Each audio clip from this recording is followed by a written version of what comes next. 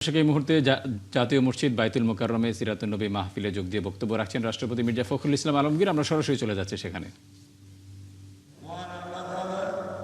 মানব জাতির হেদায়েত, মুক্তি ও কল্যাণের জন্য সর্বশেষ নবী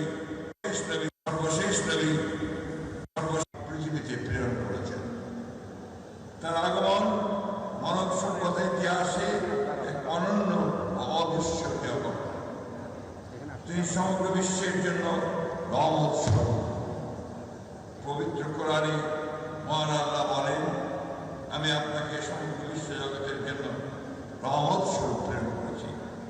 সূরা আল-আম্বিয়া আয়াত 107।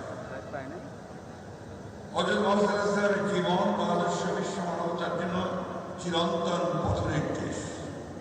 তার চরিত্রে সত্যবাদিতা, ন্যায়পরায়ণতা, ক্ষমাশীলতা, সহনশীলতা, মানবিকতা ও পরম মহত্ববোধের অনন্য সমন্বয় ঘটেছে। দরিদ্র, এতিম, অসহায় ও নিপীড়িত মানুষের প্রতি তিনি ছিলেন মমতাশীল। নারী, শিশু, প্রতিবেশী, মেহনতি মানুষের অধিকার আদায়ে তিনি দিয়ে গেছেন সুস্পষ্ট নির্দেশনা। তিনি মানুষকে শিখিয়েছেন ধর্ম, বর্ণ, গোত্র, ভাষা, অঞ্চল কিংবা সামাজিক অবস্থানের কারণে কোনো মানুষকে অবজ্ঞা করা যাবে না।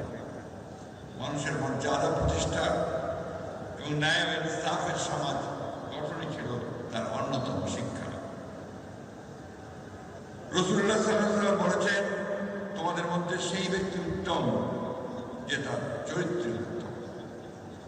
মহান আল্লাহ অনুপম চরিত্রের প্রশংসা করে পবিত্র কোরআনে ইরশাদ করেছেন, নিশ্চয়ই আপনি মহান চরিত্রের অধিকারী। সর্বোচ্চ গুরুত্বকে স্মরণ করিয়ে দেয়। আল্লাহ বলেন, দর্শক, জাতীয় মসজিদ বাইতুল মোকাররমে বক্তব্য রাখছিলেন রাষ্ট্রপতি মির্জা ফখরুল ইসলাম আলমগীর। আমরা ছিলাম সেখানে।